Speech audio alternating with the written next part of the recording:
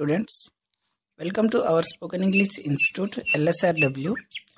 L means listening, S means speaking, R means reading, and W means writing. Today onwards, we are going to learn speak in English through Telugu within 45 days. మనం ఏ భాష అయినా నేర్చుకోవడానికి ఈ స్కిల్స్ను ఉపయోగించడం జరుగుతుంది. కానీ పరిస్థితుల ప్రభావం వలన ఈ స్కిల్స్ను రివర్స్లో నేర్చుకోవడం జరుగుతుంది. ముందుగా ఎలా నేర్చుకుంటున్నామంటే ఫస్ట్ రైటింగ్, తర్వాత రీడింగ్, తర్వాత లిజనింగ్, లాస్ట్కి స్పీకింగ్. ఎందుకు ఇలా నేర్చుకుంటున్నామంటే మన పక్కన ఇంగ్లీష్ మాట్లాడే వాళ్ళు లేకపోవడం ఒక కారణం అయితే, మనకు వచ్చిన ఇంగ్లీష్ను మాట్లాడితే అది తప్పో ఒప్పో అని చెప్పేవాళ్ళు లేకపోవడం మరొక కారణం. అందుకే ఇలాంటి స్పోకెన్ ఇంగ్లీష్ ఇన్స్టిట్యూట్ పెట్టడం జరుగుతూ ఉంటాయి. మన LSRW స్పోకెన్ ఇంగ్లీష్ ఇన్స్టిట్యూట్ ఒకటి. మన ఇన్స్టిట్యూట్ ప్రత్యేకత ఏమిటంటే మనకు ఎలాగో రాయడం వచ్చు, చదవడం వచ్చు, కానీ వినడం మరియు మాట్లాడడం పైన దృష్టి పెట్టడమే మన ఇన్స్టిట్యూట్ ప్రత్యేకత. ఏ భాష అయినా వింటే మాట్లాడడం ఈజీ అండి. అవునండి, ఎలాగంటారా? हर पल मेरी यादा विच है तू, दिल दी गल मैं दस्सां ते दस्सां फिर किन्नू, तेरी मेरी तेरी एक जिंदड़ी what to do, झूमूं मैं नाचूं मैं गाऊं के लिखूं तेरे लिए मैं क्या करूं, धीरे धीरे से मेरी जिंदगी में आना, धीरे धीरे से दिल को चुराना, तुमसे प्यार हमें है कितना जाने जाना, तुमसे मिलकर तुमको है बताना. నాకు తెలిసి మన ఇన్స్టిట్యూట్లో చాలా తక్కువ మందికి హిందీ మాట్లాడడం వచ్చు. కానీ ఈ హిందీ పాటను మీరు రాయలేదు, పాటల బుక్ ఓపెన్ చేసి మీరు చదవలేదు కూడా. కానీ ఈ హిందీ పాటను మీరందరూ ఎలా పాడుతున్నారు చెప్పండి. సో వింటే ఏ భాష అయినా మాట్లాడడం ఈజీ అండి. జాగ్రత్తగా వినండి, మర్యాదపూర్వకంగా మాట్లాడండి. ఈ రోజు నుండి మనం నేర్చుకోబోయే భాష ఇంగ్లీష్. ఈ ఇంగ్లీష్ భాషను ఇతర భాషలతో పోల్చినట్లయితే ఈ ఇంగ్లీష్ భాషలో చాలా తక్కువ లెటర్స్ ఉంటాయి. ఫర్ ఎగ్జాంపుల్, తెలుగు నేర్చుకోవటానికి 56 అక్షరాలు నేర్చుకోవాలి, హిందీ నేర్చుకోవటానికి 52 అక్షరాలు నేర్చుకోవాలి, కానీ ఇంగ్లీష్ నేర్చుకోవడానికి 26 అక్షరాలు నేర్చుకుంటే చాలు. So good listener become a good speaker.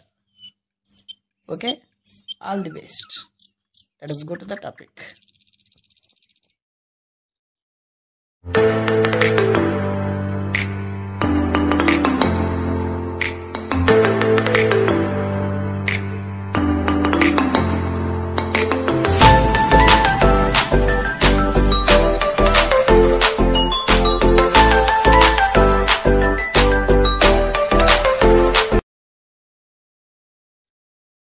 మనం ఇంగ్లీష్ భాషను వ్రాయడం, చదవడం, మాట్లాడడానికి అనుకూలంగా ఉండుటకు ముందుగా alphabet, words, sentence, language and grammar అని ఇలా క్రమపద్ధతిలో అమర్చడం జరిగింది.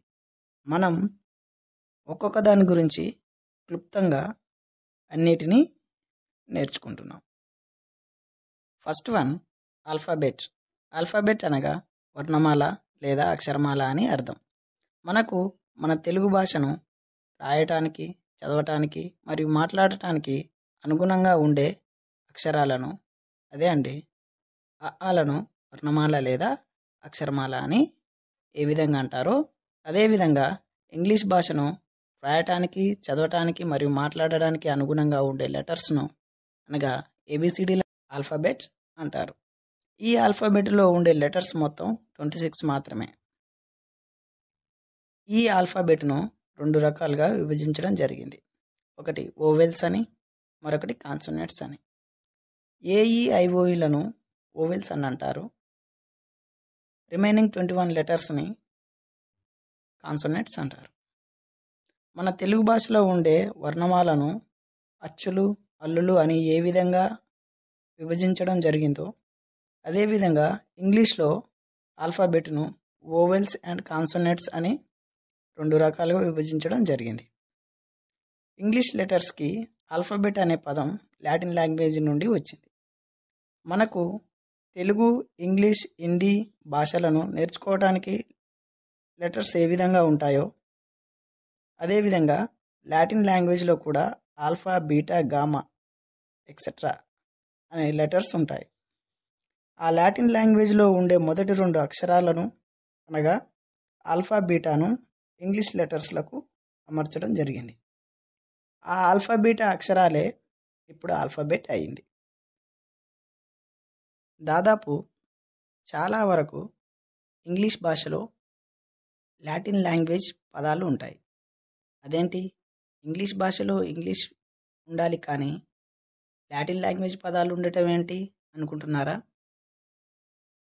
ఇదిగో మీకోసం ఒక ఉదాహరణ. తండా భాష వస్తే సగం హిందీ మాట్లాడడం వస్తుంది అంటారు. తెలుగు భాష వస్తే కొంచెం ఇంగ్లీష్ మాట్లాడడం వస్తుంది అని అంటారు. అవునా కదా? ఇదేంటి ఇంకా సందేహమా మీకు? ఒక వ్యక్తి వైన్ షాప్కి వెళ్ళాడు అనుకోండి. వెళ్ళి ఒక బీర్ ఇవ్వండి, ఒక క్వార్టర్ ఇవ్వండి, ఒక ఫుల్ బాటిల్ ఇవ్వండి అని అడుగుతాడు.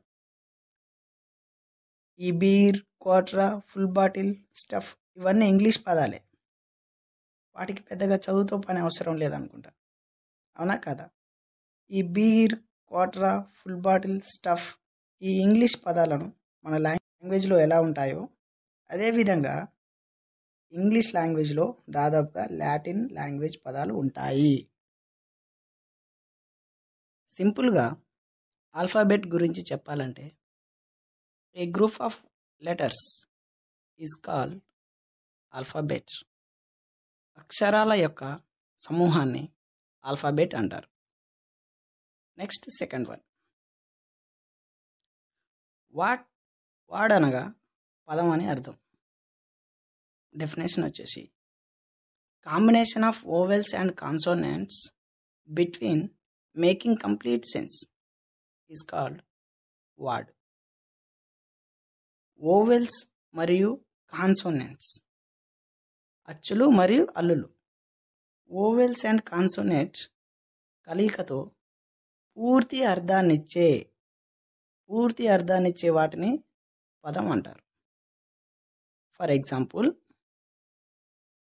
జీవో గో వెళ్ళు అనే అర్థాన్ని ఇస్తుంది. జీ కాన్సోనెంట్స్, ఓ ఓవెల్. జీవో గో వెళ్ళు అని తెలుగు అర్థాన్ని ఇస్తుంది. నెక్స్ట్ ఓ జీ, దీనికి అర్థమే లేదు. సెకండ్ ఎగ్జాంపుల్, కమ్ రండి అని అర్థం. సి కాన్సోనెంట్ అవుతుంది, ఓ ఓవెల్ అవుతుంది, ఎం కాన్సోనెంట్ అవుతుంది, ఈ ఓవెల్ అవుతుంది. కమ్ రండి అని పూర్తి అర్థాన్ని ఇస్తున్నాయి. ఓసిఎంఈ ఇవి అర్థమే లేవు. ఇక్కడ పూర్తి అర్థాన్నిచ్చే వాటి మీదనే దృష్టి పెట్టడం జరుగుతుంది. అంటే జీఓ గో అని ఉంటేనే అది పదం అనే అర్థం. సిఓఎంఈ రండి అని తెలుగు అర్థాన్ని ఇస్తేనే అది పదం అవుతుంది. థర్డ్ వన్ వచ్చేసి సెంటెన్స్. సెంటెన్స్ అనగా వాక్యం అని అర్థం. సెంటెన్స్ డెఫినేషన్ వచ్చేసి a group of words which makes sense is called sentence. ఏ పదాల యొక్క గుంపు పూర్తి అర్థాన్ని ఇస్తాయో వాటిని వాక్యం అని అంటారు. For example, Ganesh eats banana. Ganesh అరటిపండు తింటాడు. గణేష్ అరటిపండు తింటాడు అనేది పూర్తి అర్థాన్ని ఇస్తుంది. ఇలా ఇస్తేనే అది వాక్యం అని అర్థం. గణేష్ ఈట్స్ బనానా అనేది ఒక సెంటెన్స్ అయితే ఈ సెంటెన్స్కు సంబంధించి 4 సెంటెన్సెస్ ఉంటాయి. అవి ఏమిటంటే పాజిటివ్ సెంటెన్స్, ఇది ఫుల్ స్టాప్తో ఎండ్ అవుతుంది. ఇంటరాగేటివ్ సెంటెన్స్, ఇది క్వశ్చన్ మార్క్తో ఎండ్ అవుతుంది. నెగిటివ్ సెంటెన్స్, ఇది ఫుల్ స్టాప్తో ఎండ్ అవుతుంది. నెగిటివ్ ఇంటరాగేటివ్ సెంటెన్స్, ఇది క్వశ్చన్ మార్క్తో ఎండ్ అవుతుంది. ఒకసారి పాజిటివ్కి సంబంధించి ఎగ్జాంపుల్స్ చూద్దాం. వాటికి ఇంగ్లీష్లో అండ్ తెలుగులో. ఇంగ్లీష్లో ఉన్నదానికి తెలుగు మీనింగ్ ఏమొస్తుందో చూద్దాం. గణేష్ ఈట్స్ బనానా, గణేష్ అరటిపండు తింటాడు. ఇది పాజిటివ్ సెంటెన్స్, ఇది ఫుల్ స్టాప్తో ఎండ్ అవుతుంది. Does Ganesh eat banana, Ganesh అరటిపండు తింటాడా అనేది ఇంటరాగేటివ్ సెంటెన్స్ అవుతుంది. ఇది క్వశ్చన్ మార్క్తో ఎండ్ అవుతుంది. Ganesh doesn't eat banana, Ganesh అరటిపండు తినడు. ఇది నెగిటివ్ సెంటెన్స్ అవుతుంది. ఇది ఫుల్ స్టాప్తో ఎండ్ అవుతుంది కూడా. Doesn't Ganesh eat banana, Ganesh banana తినడా అనేది వాక్యం నెగిటివ్ ఇంటరాగేటివ్ సెంటెన్స్ అవుతుంది. ఇది క్వశ్చన్ మార్క్తో ఎండ్ అవుతుంది. ఇలా ఒక్క వాక్యాన్ని నాలుగు వాక్య రూపంలో చెప్పాలి. ఇలా సెంటెన్స్ని క్రియేట్ చేయడమే మనం ఈ ఇన్స్టిట్యూట్లో నేర్చుకోబోతున్నాం. సెంటెన్స్ ఫార్మేషన్ అనేది చాలా అంటే చాలా ఇంపార్టెంట్ అండి. ఈ సెంటెన్స్ ఫార్మేషన్ గురించి మళ్ళీ ఒకసారి ఈ క్లాస్ చివరిలో చెప్పుకుందాం. 4th వన్ వచ్చేసి లాంగ్వేజ్. లాంగ్వేజ్ అనగా భాష అని అర్థం. దాని డెఫినేషన్ వచ్చేసి a group of sentence which makes sense. A person share is thoughts and feelings to another person is called language. ఒక వ్యక్తి యొక్క ఆలోచనలు మరియు అతని యొక్క భావాలను మరొక వ్యక్తికి వాక్య రూపంలో తెలియజేసే దానిని లాంగ్వేజ్ అంటారు. ఈ లాంగ్వేజ్ని 2 రకాలుగా మాట్లాడడం జరుగుతుంది. ఒకటి ఫార్మల్ లాంగ్వేజ్ అని, ఇంకోటి ఇన్ఫార్మల్ లాంగ్వేజ్ అని. ఈ ఫార్మల్ లాంగ్వేజ్ని ఎల్డర్స్తో అనగా పెద్దవారితోనూ, స్ట్రేంజర్స్ తెలియని వ్యక్తులతోనూ, సుపీరియర్స్ ఉన్నంత అధికారులతోనూ మాట్లాడడం జరుగుతుంది. ఎగ్జాంపుల్స్కి వచ్చేస్తే good morning sir, good afternoon sir, good evening sir, have a nice day, nice to meet you, like that, అలా అన్నమాట. ఇన్ఫార్మల్ లాంగ్వేజ్ మన ఫ్రెండ్స్తోనూ, మన ఫ్యామిలీ మెంబర్స్తోనూ, వెల్ నోన్ పీపుల్ బాగా తెలిసిన వ్యక్తులతోనూ మాట్లాడడం జరుగుతుంది. Example hi, hello, like that. And last one వచ్చేసి grammar. Grammar means which we can learn to read, write and speak any language correctly is called language. ఏ భాష అయినా రాయడం, చదవడం, మాట్లాడడాన్ని నేర్చుకునేందుకు వీలుగా ఉండే విధానాన్ని గ్రామర్ అంటారు. ఈ గ్రామర్ వల్ల ఉపయోగాలు ఏంటంటే ఇట్స్ టేక్ లెస్ టైం, తక్కువ సమయం పడుతుంది. దేనికి? వాక్య నిర్మాణానికి తక్కువ టైం పడుతుంది. సెల్ఫ్ లెర్నింగ్ స్టార్ట్, నీకు నీ అంతలా ఒక వాక్యాన్ని క్రియేట్ చేసుకునే వాళ్ళం అవుతాం. ప్రాపర్ ఎక్స్ప్రెషన్, ప్రాపర్గా ఎక్స్ప్రెషన్స్ ఇవ్వచ్చు. అండ్ కాన్ఫిడెన్స్ లెవెల్ కూడా పెరుగుతుంది. ఈ 4 ఉపయోగాలు గ్రామర్ నేర్చుకోవడం ద్వారా మనకి కలుగుతాయి. మనం ఇప్పటిదాకా నేర్చుకున్నవి మళ్ళీసారి చూసినట్లయితే, first one alphabet, word, sentence, language and grammar అని ఈ 5 టాపిక్స్ని నేర్చుకోవడం జరిగింది. మళ్ళీ ఒకసారి వీటిని మనం రివిజన్ చేసుకుందాం. First one alphabet. ఆల్ఫాబెట్ అనగా ఏబిసిడిలను ఆల్ఫాబెట్ అంటారు. ఇవి 2 రకాలు, ఓవెల్స్ అండ్ కాన్సోనెంట్స్ అని 2 రకాలుగా విభజించారు. ఈ ఓవెల్స్ అండ్ కాన్సోనెంట్ కలయికతో ఒక మంచి అర్థం వచ్చినట్లయితే దానిని వర్డ్ అంటారు. ఈ వర్డ్ సమూహము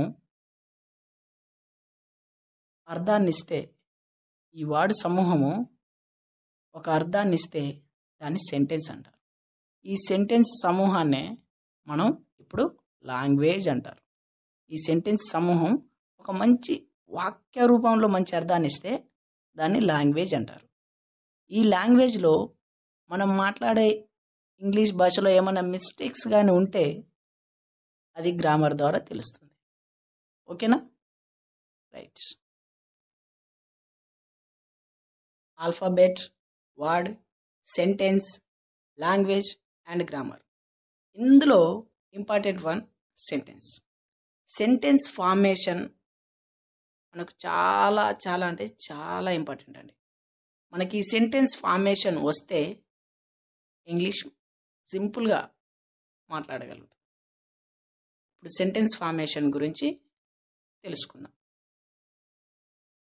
సెంటెన్స్ ఫార్మేషన్, ఒక వాక్యాన్ని క్రియేట్ చేయాలంటే మనకు సబ్జెక్ట్, వర్బ్ అండ్ ఆబ్జెక్ట్ ఈ సీక్వెన్స్లో మనకు స్ట్రక్చర్ అనేది ఉండాలండి.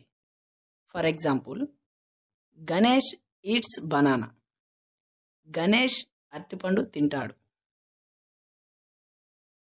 ఇందులో గణేష్ అన్నది సబ్జెక్టుని తెలియజేస్తుంది, ఈట్స్ అన్నది వర్బుని తెలియజేస్తుంది, అండ్ బనానా అన్నది ఆబ్జెక్టుని తెలియజేస్తుంది. ఈ సెంటెన్స్లో సబ్జెక్ట్ ఎప్పుడు ముందుగా ఉంటుందండి, అంటే గణేష్ అనే ప్లేస్లో ఉండడం జరుగుతుంది. వర్బ్ అనేది ఎప్పుడు మధ్యలో ఉండడం జరుగుతుందండి. ఆబ్జెక్ట్ అనేది చివరిలో ఉండడం జరుగుతుంది, అంటే బనానా ప్లేస్లో ఉండడం జరుగుతుంది. ఈ సబ్జెక్ట్లో నౌన్ ఉండొచ్చు అండ్ ప్రొనౌన్స్ కూడా ఉండొచ్చు. ఈ వర్బ్లో హెల్పింగ్ వర్బ్ ఉండొచ్చు అండ్ మెయిన్ వర్బ్ కూడా ఉండొచ్చు. ఈ ఆబ్జెక్ట్లో అడ్వర్బ్ ఉండొచ్చు, అడ్జెక్టివ్ ఉండొచ్చు, కంజంక్షన్ ఉండొచ్చు, ప్రిపోజిషన్ కూడా ఉండొచ్చు. కానీ ఇంటరాజెక్షన్ మాత్రం ఉండదండి, ఎందుకంటే అది ఆశ్చర్యార్థకం. కాబట్టి ఆబ్జెక్ట్ ప్లేస్లో ఇంటరాజెక్షన్ అనేది ఉండదు. ఓకే, ఇప్పుడు మనం noun, pronoun, verb, adverb, adjective, conjunction, preposition వీటిని నేర్చుకుంటే మనకు సబ్జెక్ట్ అంటే ఏంటిది, వర్బ్ అంటే ఏంటిది, ఆబ్జెక్ట్ అంటే ఏంటిది అనేవి పూర్తిగా వాటి గురించి తెలుస్తాయి. ఇప్పుడు మనం noun, pronoun, verbs, adjective, adverb, conjunction, preposition ఇవి ఎందులో భాగం అంటే, ఇవన్నీ ఎందులో భాగం అంటే పార్ట్స్ ఆఫ్ స్పీచ్లో భాగం. ఇవన్నీ పార్ట్స్ ఆఫ్ స్పీచ్లో ఉంటాయి. ఈ పార్ట్స్ ఆఫ్ స్పీచ్ నేర్చుకున్నట్లయితే మనకు సబ్జెక్ట్ అంటే ఏంటిది, వర్బ్ అంటే ఏంటిది, ఆబ్జెక్ట్ అంటే ఏంటిది పూర్తిగా అవగాహన వస్తుంది వాటిపైన. ఓకే అండి.